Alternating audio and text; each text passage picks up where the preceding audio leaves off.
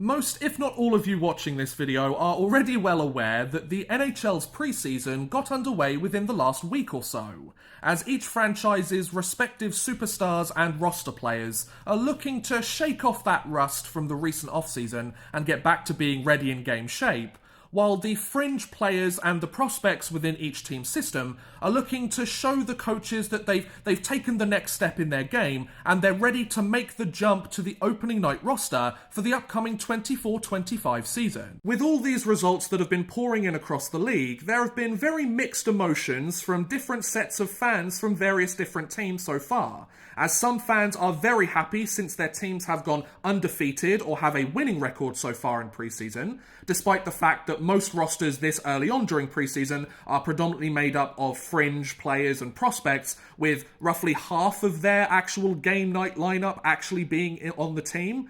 Whereas other fans are distraught because they're an under 500 record or haven't won a single game during preseason yet, and they think that there's no point holding out any hope for the upcoming season because their teams are doing terribly and it's over before it's begun.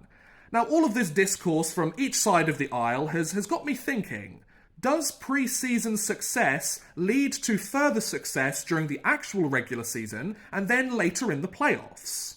Now, in order to test this theory, I've decided to take a look at each of the last 10 Stanley Cup champions, obviously starting with the 2023 Florida Panthers and going all the way back to the 2014 LA Kings, and looking at each of their team's respective preseason results during the year that they won the Cup to see if this actually holds any weight. So let's take a look at it together, shall we? Starting with the oldest winners and working our way up to the most recent champions, we begin with the 2014 Los Angeles Kings. Of course, the Kings had won their second cup within 3 years, having won back in 2012 as well, and their preseason record during the 2013 preseason was 3-3-1. So they won 3 games, they lost 3 games, and they lost another game in an overtime or a shootout.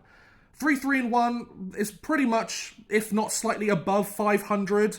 It's not the best, it's not the worst, it's certainly a very respectable record during preseason, but nothing really to write home about. So if we're taking this as an example, you don't have to be that good, you can kind of go middle of the road and still win a championship, so not a bad start. Next up, we of course have the 2015 Chicago Blackhawks, who, with their third championship in 6 years, really cemented their status as the dynasty franchise of the 2010s.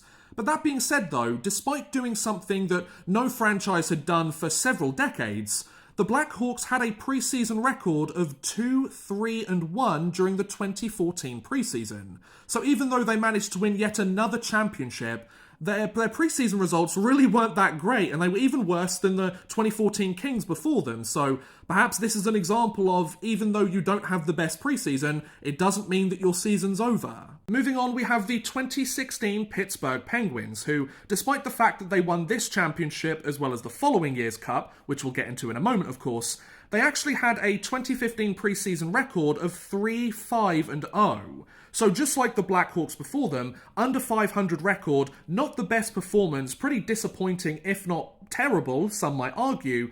But despite that, they still managed to go all the way and win the Stanley Cup. So during the first 3 years of this test, it's very much looking like you can have a middle-of-the-road, if not worse, preseason, and you can still go all the way and win the championship. So it's a glimmer of hope for teams that don't do very well, right? As promised, next we have the 2017 Pittsburgh Penguins. And even though they became the first team to win back-to-back championships for quite some time, they also had a 2016 preseason record of 3-3-0.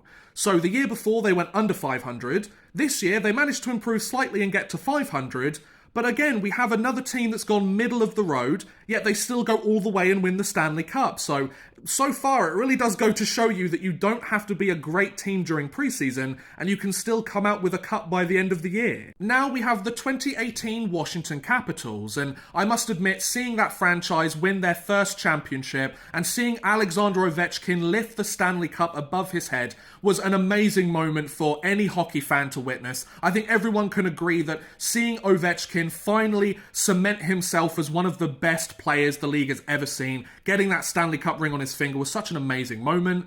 But all of that being said, the Capitals finished the 2017 preseason with a record of 2-5-0. So we have yet another example of the championship team, the team that ends up going all the way in the playoffs, having a pretty terrible preseason record to say the least. So I guess using the preseason to experiment with your fringe players and your prospects and kind of giving your regular players the chance to get back into game shape really is the way to go here. Next up is of course the 2019 St. Louis Blues, and seeing them also win their first championship in franchise history was a great moment. Back-to-back years with back-to-back teams winning their first cup is such a great vibe for the NHL, and of course Gloria playing in the background as they take that skate with the cup was such a great moment as well.